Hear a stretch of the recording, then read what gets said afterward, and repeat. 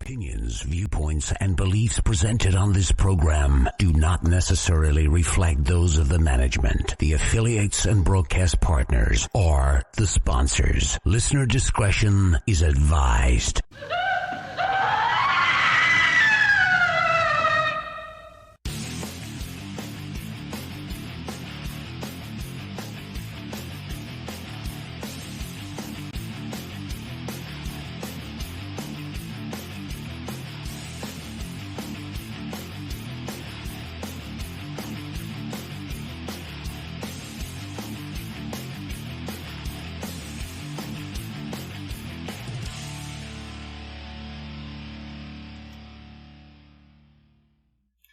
And good evening, everyone, and welcome to Scarefest Radio.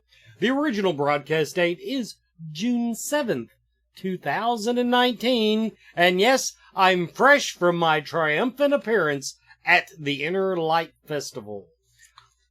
Bad tarot card readings off the charts, people. Busy, busy, busy. I made bank. I paid my entire bar tab and still had cash left over in my pocket. So that's how good the Inner Light Festival was for moi. I want to welcome everybody. Of course, we're in the last 3 months now. We're in the run-up to the Scarefest 12, Scarefest 2019, Scarefest XII. Tonight, Mr. Jason Boyd joins me on camera as my co-host. Welcome, Jason. And our... Yeah, we needed a better beard tonight. We've been a little beard light. Then Claire Heaney is our guest tonight. We're talking about the Twilight Zone. We're talking about the and specifically the societal impact and we're concentrating on technology tonight. But and I want to tell you all, Amber, if you're listening, from now on, only book guests that have master's degrees. This young lady has given me an outline of talking points and things that are little snippets of her seminar, in other words. So we've got like the entire show covered and don't have to do a damn thing. I didn't even have to show up tonight. I could have just turned it over to them. But now Claire, I will warn you. You need to speak to me as though I'm a fifth grader. Can you handle that? Oh boy, I don't. Yeah, sure. We're just winging this. Yeah. No, I knew I'd get along with Claire because she said when we were chatting on the show setup, she actually mentioned that she was looking forward to bullshitting for an hour. So anytime you can have a master's degree and use bullshitting in the context of the complete sentence, you're my kind of lady. So basically, let's start with just tell everybody what you will be speaking about specifically about the Twilight Zone at the Scarefest. So I kind of want to leave it up as a just discussion among people who show up. So tonight I'd like to look at robots and technology, but we don't have to go that route. We can kind of just touch upon whatever episodes you guys want to talk about. Well, actually, robots and technology works really well for me because I was telling you before the show, one of the episodes that I've rewatched recently was about robots. So I'm ready. I've done my homework. I've done more research than I usually do. Now I will say one show. Now, okay. Now here's my full disclaimer, my full confession. When I was a kid, I loved the show. I remember it came on WXIX TV, Channel 19 in Cincinnati. I could get it where I live. And I probably at one point or another have seen all of the original series. Mm-hmm. That being said, I don't remember a whole bunch of them. I'll be honest with you. And now this is where I feel like I might be a poor fan. Going back and watching them, I'm not going to say I don't enjoy them, but the limits of the knowledge, if you will, I guess, because you can't fault them for imagination. They had imagination out the ass. But the limits of the of the... It's like they didn't have a physicist on staff during a lot of it. Would you agree with that summary? Yeah, I mean, it's almost like when it comes to technology, it's almost comical, the stuff that they came up with. I know there was one episode called like Agnes with Love or something, and it literally was almost kind of like a Wheel of Fortune.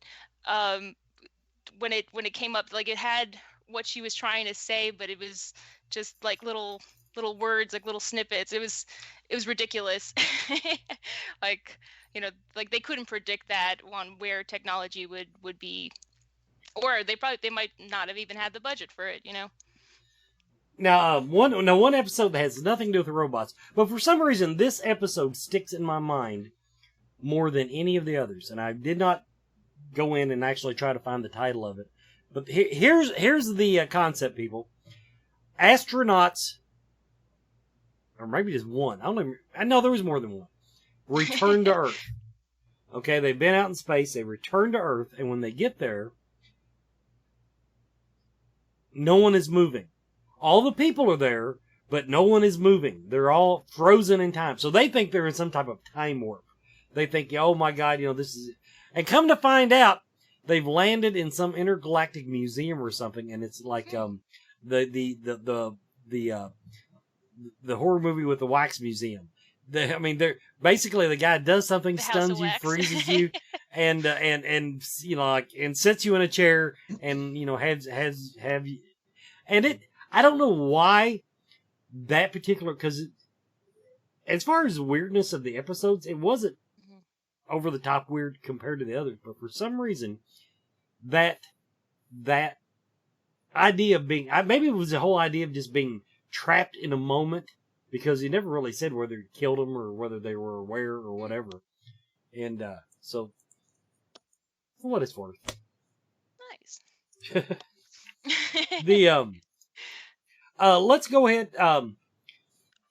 and before I turn it over to Jason, we're going to go ahead and jump in. I'm going to jump to the second one first because that's the one in your outline. The Lonely. Yeah. Now, I'm going to give my summary and then you give your summary. Okay. Some guy did something in the future. It's in the future, everyone.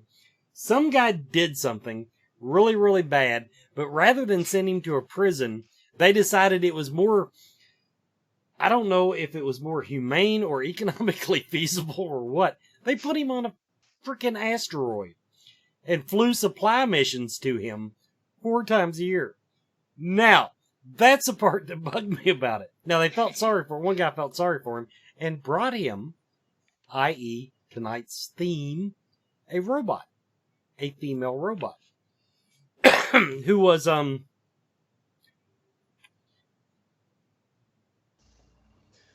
me, not particularly interesting. It was just, it was a female robot, and she was pretty, but beyond that, and then I'm not going to give the spoilers, but shit goes down. So, how would you have summarized it's been that? Out for a while. I feel like you can totally give spoilers. Well, basically, they decided to pardon him, and rather than haul him and his girlfriend robot back, they said, no, it's just a robot, shot her in the face, and then he was all upset. Yeah. So I should write for IMDb. I should write the summaries for IMDb. And then bam, bam, boom, boom, done, done. Now, when you look at that episode, what do you see? I guess like the human connection with technology, that he really only started feeling for the robot when she started crying. Because at first he had a little bit of reluctancy to get to know her. So I think that's kind of where I was steering with, like, this artificial love that they have. Because does he really love her, or does he just love the companionship? Love can grow. Yeah. No, I see what you're saying. What she's talking about, everyone, if you have not seen the episode, when they first drop her off, the guy's all pissed off because, I wanted a real girl, I guess would be the idea behind it. He wanted a real person. He wanted more real human interaction.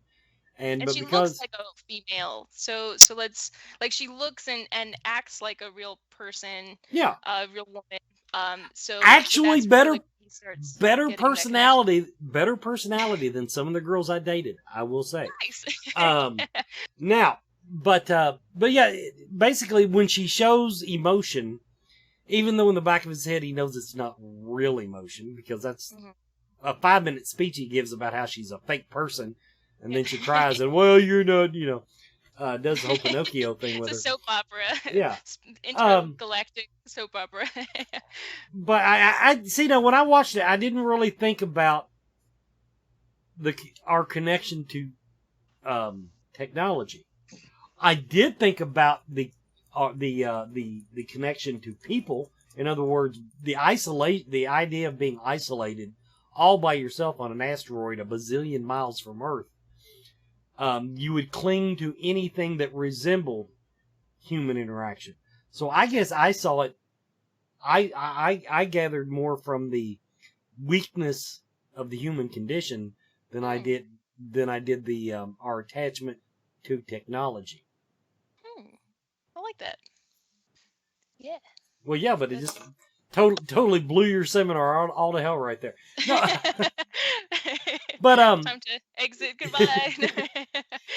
the how so to follow up on your thing, what do you see? When did this fascination with technology? Because this was before the internet. But why Oh yeah. is the human condition becoming more? When did it start becoming so reliant on Hmm. technology, and why are we so over the top on it now? Why have we become so reliant on technology? Oh, I don't know that. I mean, maybe it's just because it's really like in our faces, literally, right? We've got our phones within arm reach. Um, I mean, I even use like the idea of like GPS and when it comes to cars that we have a little camera to literally help us back out of a driveway. Like, I mean, it's just everywhere. Yeah, Like we need to learn our own I skills. We have skill sets. I drove Brandon Griffith's truck, and his has the backup camera, and so I'm Hmm. backing his truck up, and he goes, just use the camera. I said we will be home by the time I learn to use the camera. Um, the now in full confession here, I have become terribly reliant on GPS. I can read a map, but I never did have any sense of direction. So GPS I will admit has been a lifesaver for yours Yeah. truly.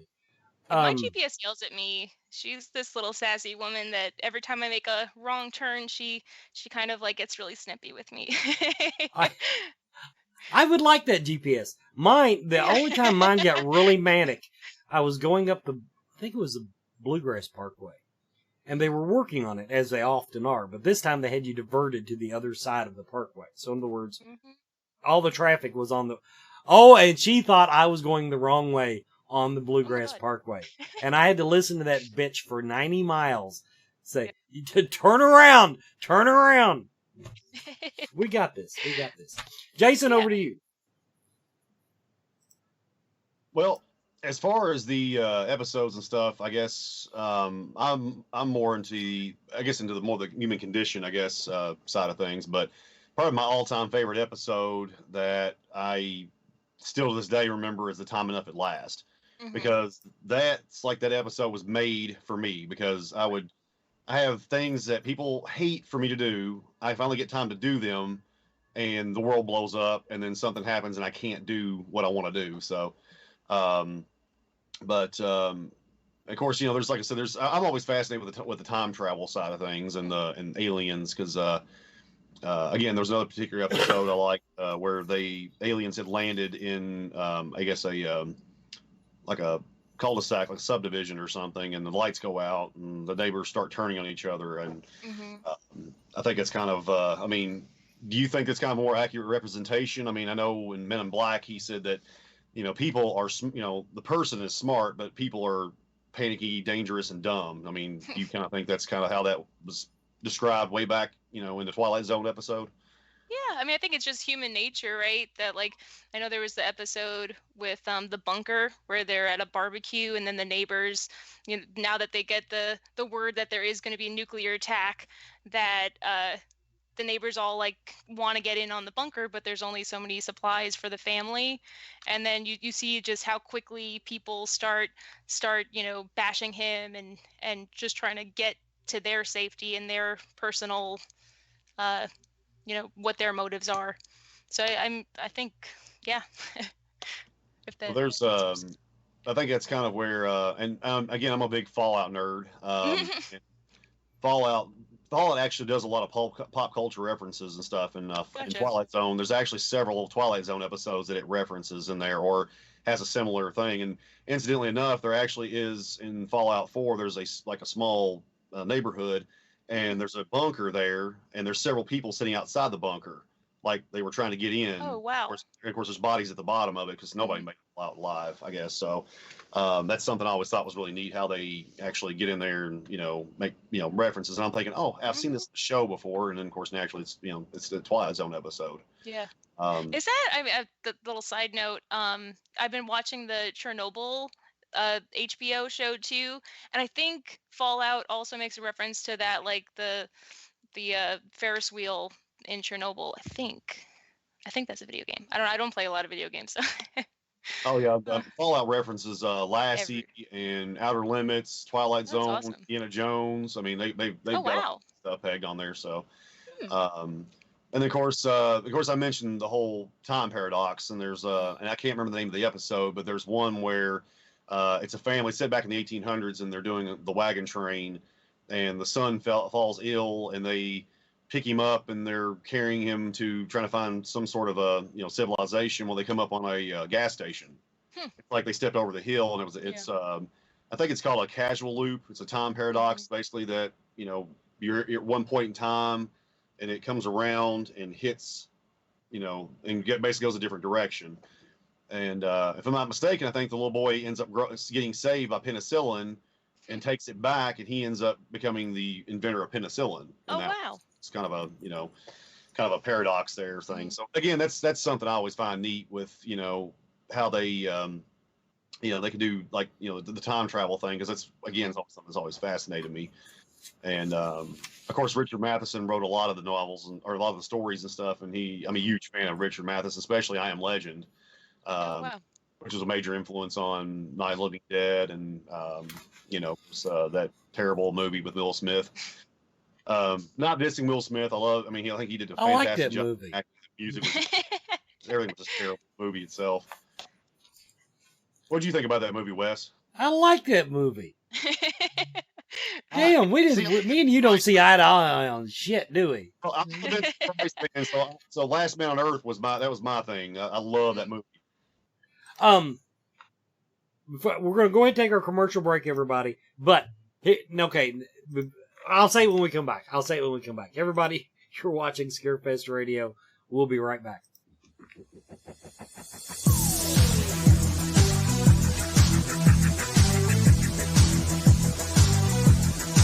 Have you checked out the Mama Ruby's family of metaphysical and spiritual shows? The Mystical Fair in Lexington, Kentucky, Lexington's only monthly psychic and holistic healing arts fair. The Inner Light Festivals in Louisville in June and Lexington in November. And watch for Mama Ruby's Expo coming in 2020. Plus, Mama Ruby's Meta Lecture Series featuring interesting guests speaking on fascinating subjects. Start your journey now at mamarubies.com for more information.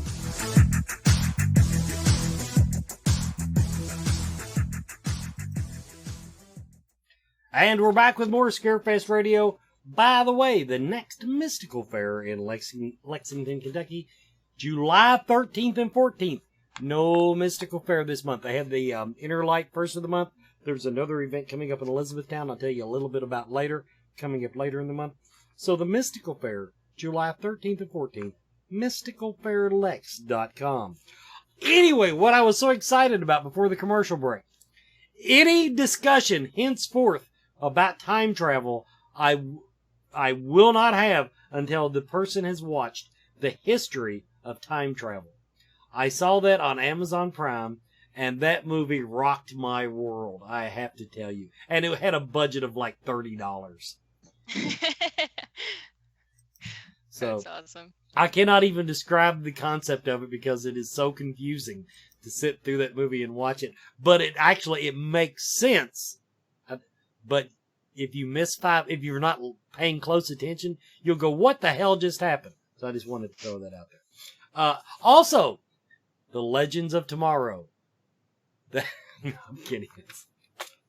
Their take on time travel. I'm sorry. That's it is not great. Anyway, back to the presentation and our guest, Miss Claire Heaney. Now, to follow up on the technology theme, now this is something I mentioned to you, and this is about how technology affects our lives. Now, I'm fortunate enough to be an old married man in that I don't have to worry about the dating scene nowadays because the dating scene has been taken over by technology. I never would have thought it would have happened. Yeah. So I'm, like I said, I'm going for my thesis in family sciences, and I really want to kind of hone in on the idea of like the stability of relationships that come from dating apps, because I don't have a lot of hope. I think. Have people been using them long enough though to really make a qualified assessment? I mean, so there's been like the research that I have done so far, there's been enough to kind of like piggyback off of. Yeah, because I think it's a whole bag of things. It's like we got a lot to dig in. Yeah, well, one of the things you pointed out that I had not even considered, if your relationship is based, surely a person wouldn't marry them just because you had a really cool profile picture. But that being said, okay, you meet somebody based on the app, and then you get married. But because this is our societal, quick fix, if you will, do it the easy way. Mm-hmm. One of the things that you're wondering, that your research is pointing towards, will the partner, when they get bored, will they just go back to the dating app or another app that, they'll get a robot. Robots. Speaking of robots. Yeah, let's get a robot, because they have those, the lifelike dolls or whatever now. Yeah. They developed AI that, can possibly turn on you and kill you now, so that's kind of awesome. If you're into that kind of thing, Well, I mean... if you're going to do it right, so...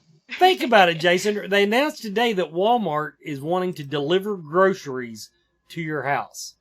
Oh, God. Amazon is already wanting to deliver your packages with a robot. If Walmart starts delivering your groceries to your refrigerator using a robot, you will be inviting these things into your home. Well, but look at the bright side, though. I mean, Walmart, you see people wearing, God knows what, pajamas and everything else. So at least that'll be more normal when they bring it to your home. But, I'm still hoping maybe they'll have something like a 30-foot tall robot that can shoot, boxes from its, Gatling gun and shoot it all over the neighborhood. Like a t-shirt gun, those t-shirt guns at the. Hopefully you don't have fine china in it, And little parachutes flying everywhere, Yeah. That would be fantastic. Wasn't like Amazon, don't they have like these buttons that you click as kind of like a quick way to get Tide back in your house or something? Like it's like instead of literally logging onto your Amazon account and clicking I want more Tide, you just click a button that will do it for you. Like how easy are we gonna to simplify things, My house would be full of buttons. One for things that I can't live without. Tide, coffee. Yeah. Beer. Yeah. A coffee button would be nice. Yeah, I could definitely live with that. Yeah. Yeah, don't get me started on Keurig. I hate Keurig. So, and one of the other episodes, I was actually just looking through the list because, believe it or not, I've seen every episode. I just half of them I can't recall the names of them, but another one I thought had a bit of irony to it was was it the Midnight Sun, I think it was called, and it was where the Earth, the woman wakes up and the Earth is spinning closer towards the sun, and then come to find out that was a dream. And she wakes up and everything is fine and it's cooled down, and come to find out they're actually spinning away from the sun. I'm like, the irony in these shows are just insane. Exactly. Like, I mean, because you think, okay, would it be better to, to burn up into the sun, or would it be better to be thrown out in space and, die of freezing temperatures or, lack of, oxygen or whatever. I'm not exactly sure how that all works. I never, passed my death. I don't know. Yeah. Yeah, I never went to NASA, so I don't know exactly how that works. But so I mean, but a lot of those episodes, just kind of looking at the list here, were a lot of it was irony. I mean, it wasn't so much like you said with the robot situation and with in time travel, but I mean, of course, well, I mean, like the episode that you just mentioned, At Time at Last. I mean, that right there is like the perfect example of irony, right? That like he finally gets all of the time in the the world that he needs, and then boom, there goes his glasses, and he breaks them, and he's stuck with all of the books that he wants to read, but doesn't have the ability to see. And that would be probably my biggest fear, because I like to say I've got tons of books, and some of my I get to read on occasion, and yeah, that would of course, knock on wood, I don't have to wear glasses, so that, I mean, of course, now I'm not saying a bird wouldn't come by and pick my eyes out, and then that would be right. But yeah, of course, now I know a lot of the episodes they made into the movie, and then of course, I remember these as a kid. When they aired back in the 80s, they actually remade the Twilight Zone. Canadian. And I think those were a lot of like original, like they didn't really piggyback off of what Sterling did and the original episodes. Well, they did, let's see, I think, I mean, it's maybe the movie, they did the one where the kid wishes people out in the corner. Yes, and then they really like amplified it. It was kind of eerie to begin with from the original series, and then supposedly there are like 2 other twist endings that Sterling came up with, but because of the parameters of the like 60s, they couldn't put that on TV. What was it with the kid that wishes his family like kind of under his control? Yeah, that was always of course, naturally when you're that age, that's you envy the kid, because you're thinking, wow, this is a power I want to have. But of course, I think the 80s, a lot of those, I remember a few of the episodes actually were pretty scary, and I'm not mistaken, I remember one in particular about I want to say the teacher was a werewolf, or she was some kind of a monster that could change into things, and she was stalking this kid. And of course, at the time, I had this teacher I just absolutely couldn't stand, and I knew there was something wrong with her. I knew God. I thought it was going to go the other way, but go on. So yeah, I can totally say that that I can relate to that kid as well. I mean, that episode scared the crap out of me. Teachers are scary enough, Yeah. I was going to be a teacher. But he knew there was something up with her, and she ends up chasing him throughout the show. And like I said, it scared the crap out of me. Yeah. Yeah, but like I said, I don't really remember too much about the 80s episodes. I just know that some of those were more horror themed, where a lot of the Twilight Zone, of the 50s and stuff were more, like time paradoxes and, like I said, robots, technology. There was one I watched not too long ago about the old couple that finds new bodies. Yes, I love that one. And I mean, but it's sweet, like the ending of it is like the Twilight Zone had some really just kind of heartwarming episodes as well, which I like because I'm a total hopeless romantic. Yeah, and like I said, I mean, and it's and that's the kind that it really shows, I guess, especially Rod Serling's his ability to write, because like I said, some of these episodes, I'm like, I had no idea he wrote that. Or like I said, of course, and as I started watching the episodes, I started noticing more different people, and I kind of can tell their style. Yes. Like I said, Richard Matheson has his own style, and he is big into kind of like Isaac Asimov. He's more into the dystopian future, and of course, Isaac Asimov was into robots as well. Gotcha. And he wrote, I want to say, "Do Robots Dream of Electric Sheep?" Yeah. Which is what Blade Runner is based off of. Was that Philip K. Dick? Or Well, maybe that was it Philip K. Dick? maybe. Yeah, maybe it was. I know that, and then of course that was turned into the movie Blade Runner. Mm-hmm. And of course, Fallout referenced that in Fallout 4 with the synths, and the Coursers, they call them. These guys were sent out to recover the synths because they're synthetic humans. So it's funny how that kind of, like I said, Blade Runner is like a whole. Just that is its own entity. I mean, to really like sit down and understand it. And then they had the second movie, which I was way over my head. I didn't understand any of that. So they do a lot. I mean, but it just amazes me how these especially with Twilight Zone, how a lot of these episodes and stories and stuff, made leap years and stuff, and actually made it into modern culture. Because I mean, even in Fallout, they reference there's a gun, the gun that he carries in Blade Runner. They call it that gun. Nobody really knows what the name of it is, so it's actually a special weapon called that gun, and it looks just like the gun from the game. And I thought, well, that's so interesting how, again, that you have people out there that are still fascinated with all the old shows and things like Twilight Zone.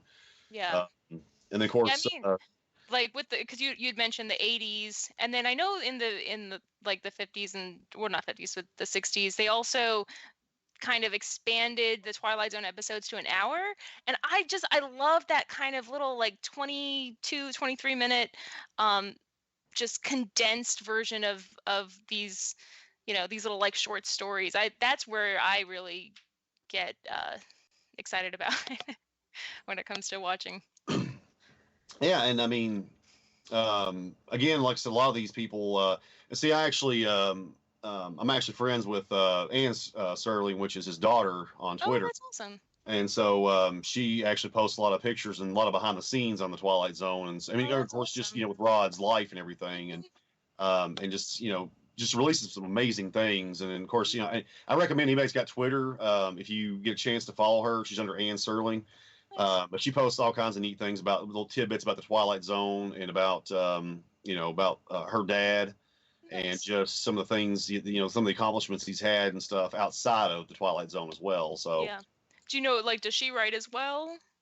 I'm not exactly sure. I think she does, but she's, like I said, she does a lot of promotion with his work and everything. So that's awesome.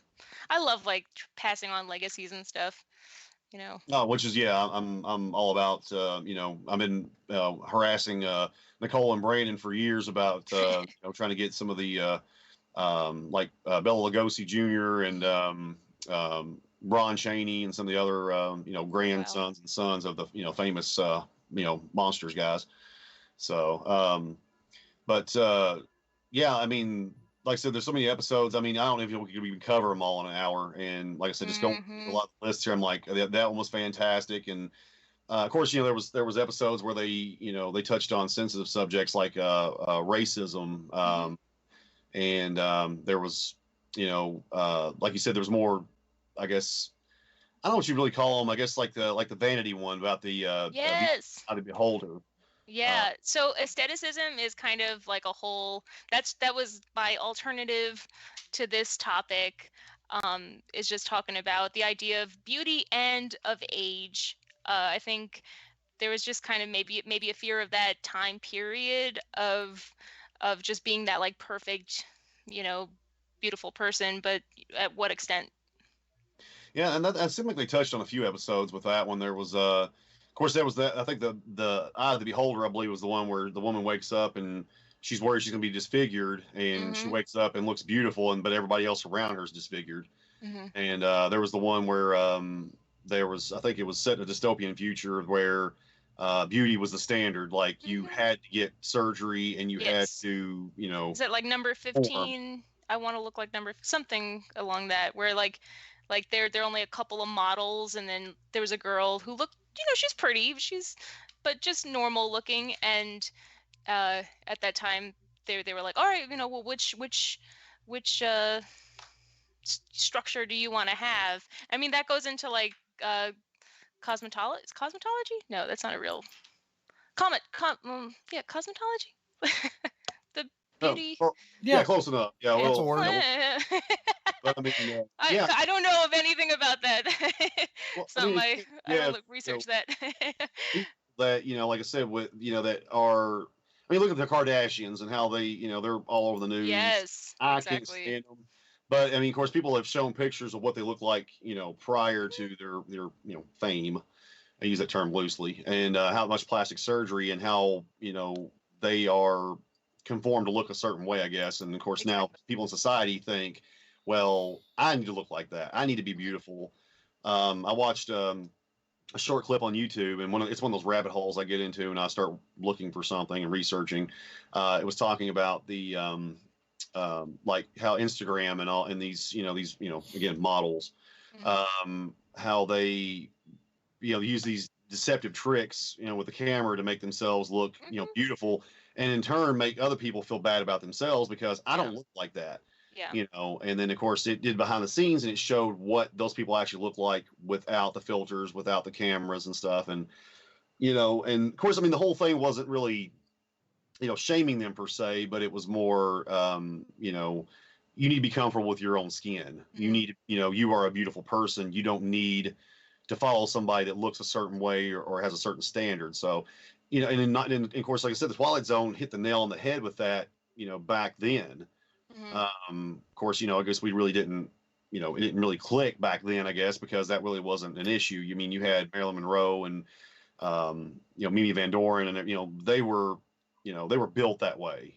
They didn't have cosmetic surgeries and things, at least it wasn't as, prevalent as it is today. So, and it's just amazing how, again, back then they were, I guess, addressing issues that we're having now, and probably more so worse now than it ever has been. Yeah.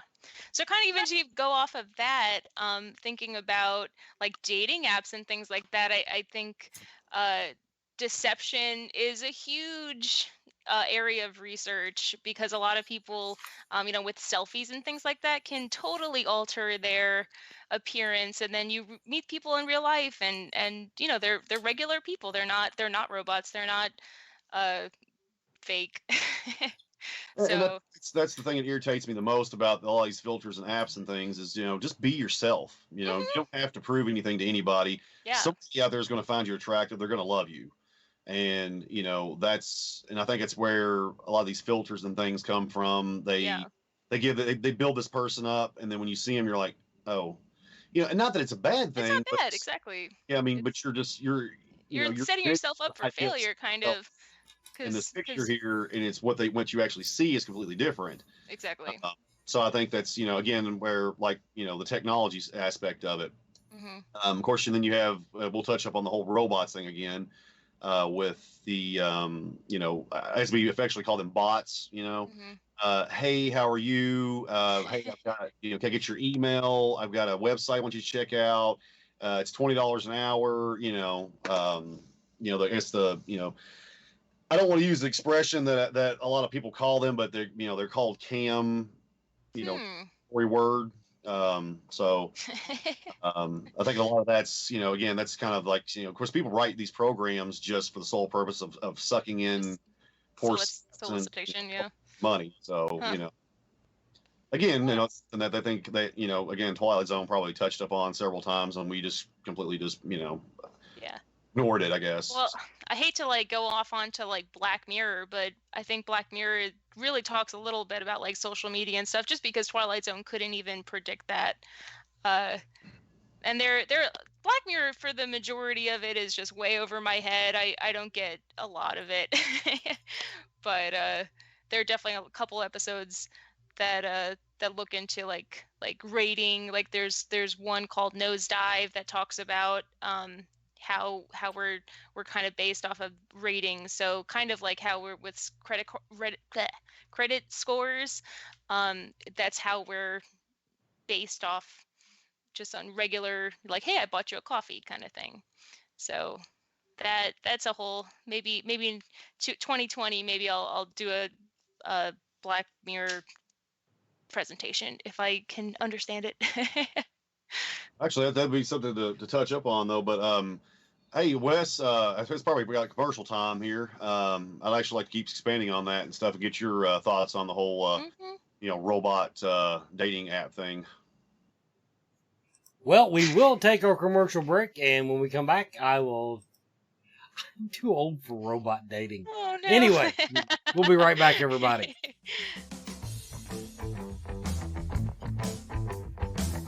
Do you feel lost in life? Do you seem to be stuck in emotions that are not yours? Is your home not the sanctuary it should be? Contact Spirit Mechanics, where they take a team approach to your metaphysical and spiritual problems. Spirit Mechanics specializes in aura cleansing, stone attunement, attachment removal, and house cleansings. Spirit Mechanics tailors their approach to your individual spiritual path and needs. Find them every month at Lexington, Kentucky's Mystical Fair, mysticalfairlex.com, or on Facebook by searching Spirit Mechanics, that's MECHANIX. Spirit Mechanics, for your spiritual health and well-being.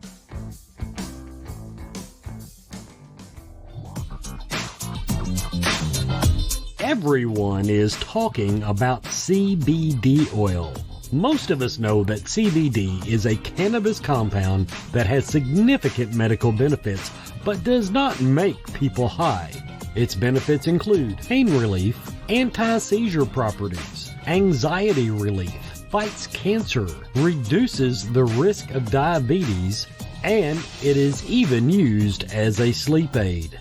Blue Leaf Naturals CBD and hemp products are full-spectrum hemp extract oils. They use only hemp grown in Kentucky, supporting Kentucky farmers and businesses and helping you and your family stay healthy and well. Blue Leaf Naturals, created with care from seed to shelf. Visit their website at blueleafnaturals.com. Blue Leaf Naturals, a Kentucky proud company. Coyote Chris Sutton. Shamanism. Spiritual advisement. Paranormal investigations. Inspirational presentations. Bringing light to the darkest places for over 20 years. Go to coyotechris.com to learn more. And welcome back, everybody, to Scarefest Radio. Another reminder about another one of our sponsors, Akashic Awareness, Metaphysical and Healing and Learning Center in Elizabethtown, Kentucky. Now, the reason there's no the Mystical Fair this month, and another reason besides Inner Light, is that they are hosting the Beacon of Light Festival down at Akashic Awareness in Elizabethtown, Saturday, June 22nd. That's 10 a.m. to 7 p.m., 328 Sycamore Street. Basically, they're putting together in their metaphysical healing center. They're having a little event where they'll have extra readers, extra things going on. So the 22nd, and I am going to try to go. So check that out. If you want to know more about the Beacon of Light Festival, it is beaconoflightfestival.com. beaconoflightfestival.com, or go to akashicawareness.com to find out what they've got coming up in the meantime, including tomorrow, Happy Place Workshop with Debbie Stroud. I just want to know what that's about. Anyway. If you find out, let me know, because I want to sign up too. You need to find your happy place. What episode that I did want to find out about, now this is one that does not ring a bell with me. Living Doll. Now, this is one that you put in your show notes. Oh, no. This is the one. The This is the one that she says still scares her, even it. to this day. What's the synopsis on that one? Talkie Tina. Yeah. Yeah. That had Telly Savalas in it. I think that was the episode. If I'm thinking, had Telly Savalas in it. He was the dad, I think, or stepdad in it. Yeah, that was creepy. And believe it or not, Trick or Treat Studios, I think, made a replica of that doll. So you can actually buy it. I would not want to buy it. Well, I mean, is the doll just creepy, or does it kill anybody, or No, what happens? it literally looks just like a regular baby doll, and but she starts out with like, I'm talking Tina and I don't think I like you, and then like he just keeps trying to, because no one else can hear her talk other than like Oh, okay. yeah, so he keeps trying to like burn it. She won't burn. He tries like killing it, and she doesn't move. She's not like Chucky or anything like that. But she ends up killing him because she's on the foot of the stairs. How'd she get there?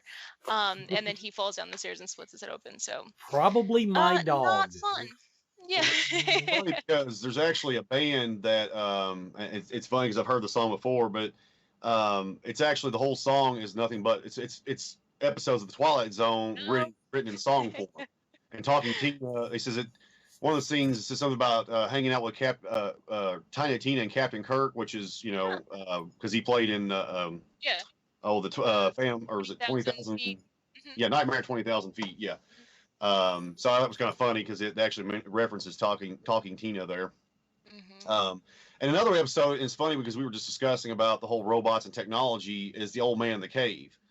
Because the first time I actually didn't really, I only saw that once as a kid, and then I watched it again later on because I'm not mistaken, Netflix has some of the Twilight Zone episodes. Mm-hmm. And that was the one about where these people worship this old man in a cave. Mm-hmm. And come to find out, it's like a pre-war computer. Because I mean, it's a dystopian future where they've been completely obliterated by bombs and hydrogen bombs and everything. And they listen to this supposed wise old man, and they come to find out it's actually an old pre-war computer that was somehow stashed away in this cave, and it talks to them now, and they worship this thing. So again, that's another where technology, I guess, kind of is dominant, I guess, in our society, or how they saw it. I kind of wonder why so many of the Twilight Zone episodes dealt with robots. Because there's actually quite a few, and even Robbie the Robot was in. So, matter of fact, I think it was a premiere episode. I think the very first episode was that's where Death was. It might have been second episode, but Death was after this old man, and he made a deal with him. But interestingly enough, even in that episode, the guy was a toy seller. And one of the things he sold was a replica of Robbie the Robot. Huh. And yeah, I love Robbie the Robot. Of course, I think he was at least a version of him was in Forbidden Planet too. So sounds right. Leslie Nielsen. And I got bored one day when I was at work, and I actually made several Robbie the Robot toys on the 3D printer too. So. I think he made so many appearances because I think whoever owned the rights to him just gave him away. Because he was in a lot of... he was in Lost in Space with the other robot. I mean, that was, I think, if I'm not mistaken, though, I think you can buy a replica of Robbie for like the small sum of $3,000. So. Oh my God. For that much, I can get one of those sex dummies you were talking about earlier in the show. I was gonna say maybe a car, but yeah, maybe a sex dummy would get more use. Well, see, I'm trying to stay on topic. If you could make coffee for me, I would gladly have one here. Just if that would be the coolest coffee maker I'd ever had. So. Yeah. Now I did want to go back to something you all were talking about a minute ago. Is all the filters and everything that people use. Because, now this is, okay, first of all, think about it. We don't take photos anymore. As far as having photos. We have everything on our phone. We have to, like, pay for someone to take photos of you. But I'm worried now that, first of all, if you lose your phone, you've just lost 2 years worth of your memories. Because most people don't back shit up. But the other thing is, I know people that if they were kidnapped tomorrow, I could not provide you with an accurate picture of them. Because... I said that, and when it comes to like a couple years down the road, when it comes to us dying, and we've got the memorial, like, is it going to be just graduation photos or selfies? It's like, what's going to be at the funerals? It's going to be have to be a InstaSnap or whatever these kids use these days. It's going to be a pre. Yeah. Oh my God! I just little puppy dog. I did. That's what where I was going. I was just picturing somebody laying in the coffin, and the picture hanging on the wall has the little dog ears on it and the little nose, and Yeah. Terrible. but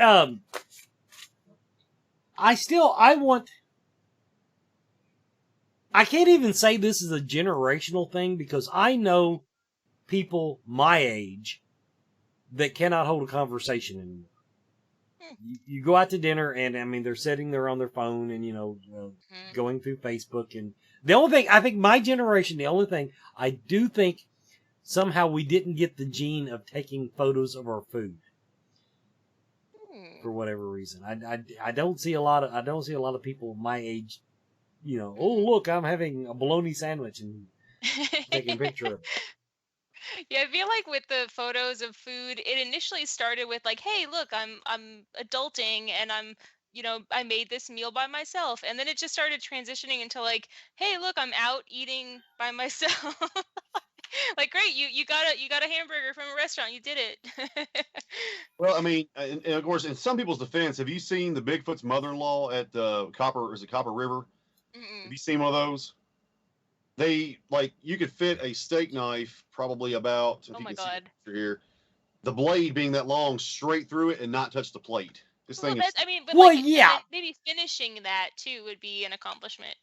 Exactly. I mean, so that to me is photo worthy. Novelty food, I will grant you, Jason. I will Exactly. grant you.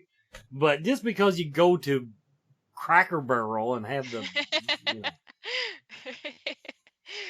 Maybe somebody finds the bologna sandwiches erotic. I don't know. I mean, it all comes back to that to you, doesn't it, Jason? Well, I mean, what's that rule something or other where there's supposed to be if it exists, there's a porn version of it, or parody. So well, that's because everything that can be created has been created. That's I do believe that there are no original thoughts anymore. And that's actually true because watching horror movie and science fiction, I've noticed a lot of the movies and things have ripped off stories of Twilight Zone. As a matter of fact, I watched something the other day. I was like, holy hell! I was like, this is a Twilight Zone episode. They've just expanded it and added more dialogue, but it was the exact same premise of Twilight Zone. I mean, I have to remember what the movie was, but it was really like. I was like, I'm surprised I didn't get sued for that because it was just an exact ripoff of that episode, just slightly extended. One that she brought up in her show notes, Steel, which the concept behind that episode was that boxing has become illegal. I'm sure because in 1975, mind you, that was the future. Because everybody was a bunch of pansies, so robots did the fighting for them. Well, then, here we are, back in 10 years ago or so, Real Steel, the movie, with Hugh Jackman, who my wife just absolutely loves, basically follows the same premise, if not the same ending. So, like I said, the show was visionary. I have no doubt about that. But, like I said, I just feel like they should have hired somebody who had read a book. The one that I was talking about before the show, there's one where basically, once again, it looks like actually, it didn't even look like a dystopian future when it came out. It was just a few years in the future. And everybody was scared to death of nuclear war. And the premise of the movie was the Holocaust was upon them. So someone had invented a spaceship, and this family decided to steal the spaceship. Just so you know, that wasn't his day job, building spaceships. But he could steal the spaceship, put his family on there, fly it to this other planet they had scoped out that was just like theirs. Air, sun, third planet from the sun. Come to find out, they were on another planet and they were coming to Earth. 11 million miles. Yet, on their planet, they were still using rotary phones. So, It's funny you mentioned that because there's it was talking. I remember seeing a list about how some of the major motion pictures they have out have ripped off Twilight Zone, and one of them actually is called The Whole Truth, and supposedly Liar Liar was based off of that episode. Oh wow. The movie with Jim Carrey. Carrie. And then of course somebody actually referenced Child's Play in Talking Tina about the killer doll thing. So. You know, I mean, yeah, it's just amazing how, you know, Little Girl Lost and Poltergeist, you know, like I said, there's a lot of, you know, different tie-ins there. So I actually did find a really good website one time that actually did have an entire list of the movies now that did rip off episodes. And you're like, you know, I had no idea, you know, that was, you know, that, you know, they basically it was that blatant, I guess. Yeah. Well, everyone, we're at the end of the episode. Our guest tonight has been Claire Heaney. Now, she will be appearing at the Scarefest, presenting a seminar on the Twilight Zone, concentrating on the technology connection to modern day. And I think, based on how you kind of described it, I think you'd like people to come in there with their favorite episode in mind, wouldn't you? Yeah, I like the idea of like having a discussion. Not to be like a shameless plug or anything. I have no affiliation with this, but this has been super helpful. It's called The Twilight Zone in Philosophy.